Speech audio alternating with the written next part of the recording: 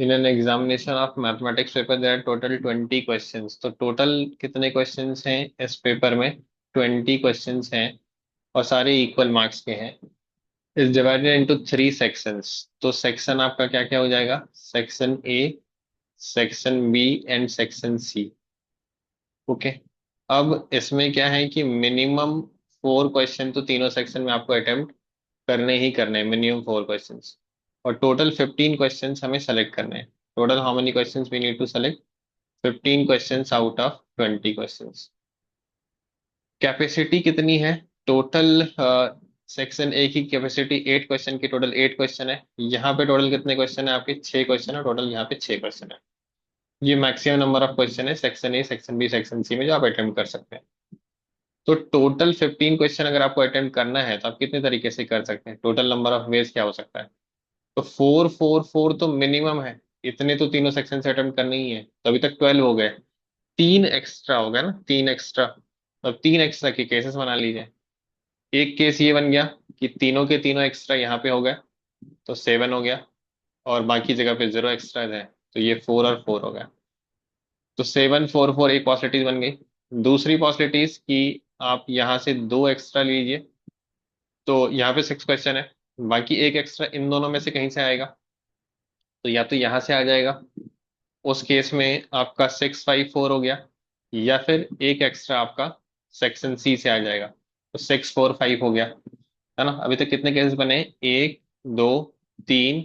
Then अगर आप यहाँ पे एक एक्स्ट्रा लेते हैं तो you have 5 questions which are attempting from section A. बाकी दो इन दोनों में से लेने हैं, तो एक तरीका ये हुआ कि एक एक एक्स्ट्रा दोनों जगह पे ले लिया आपने।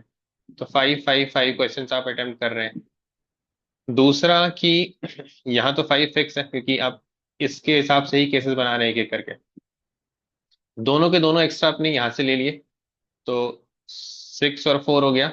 या फिर आप दोनों के दोनों एक्स्ट्रा सेक्शन सी से ले लें, तो सेक्शन बी में आपके 6 क्वेश्चन अटेम्प्ट होंगे। तो done with 5 attempt at the section A.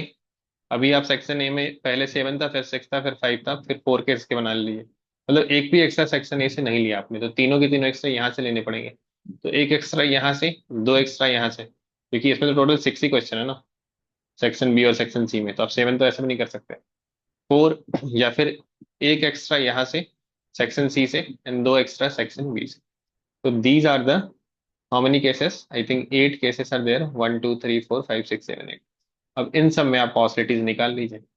जैसे यहाँ से आप 7 क्वेश्चन सेलेक्ट कर रहे हैं आउट ऑफ 8, तो 8 C1, and we are selecting 4 question and 4 question from section B and section C, तो 6 C4 6 C4। एंड था तो मल्टीप्लाई कर दिया। देन नेक्स्ट केसेस के लिए हम हमेशा और करते हैं, मतलब एडिशन करते हैं। तो 6 5 4, 8 C5, 8 C6 है, 6 5 4 है ना, तो 6 8 C6। इनफैक्ट इन दोनों में 6 है, तो 8 C6 कॉमन ले लीजिए।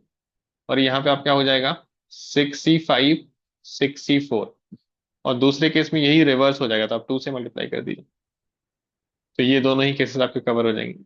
देन 8 C5 यहाँ पे आप कॉमन ले लीजिए, तो 8 C5। इस वाले में आपका क्या है? 6 C5 6 C5।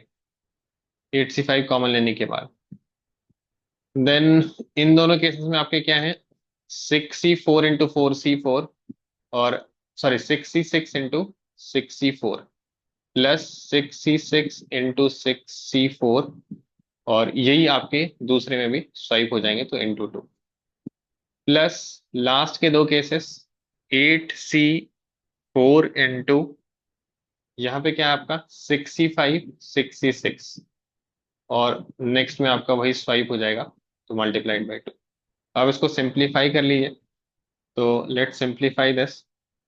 8 C7 क्या हो जाएगा आपका? 8 हो जाएगा। 6 C4 is 6 C2 which is 15 into 15। 8 C6 is 8 into 7 by 2, 28 हो गया। 6 C5 इज 6 C1 6 हो गया। 6 C4 is 15 into 2, plus 8 C5 is 8 C3, 8 into 7 into 6 by 6, तो 56। Then this will be 6 into 6 36, plus this will be 15 into 2 30। And at last 8C4, तो 8 into 7 into 6 into 5 by 4 factorial 24, तो ये आपका 70 हो जाएगा। और ये आपका 6 इंटू 2 12 हो जाएगा।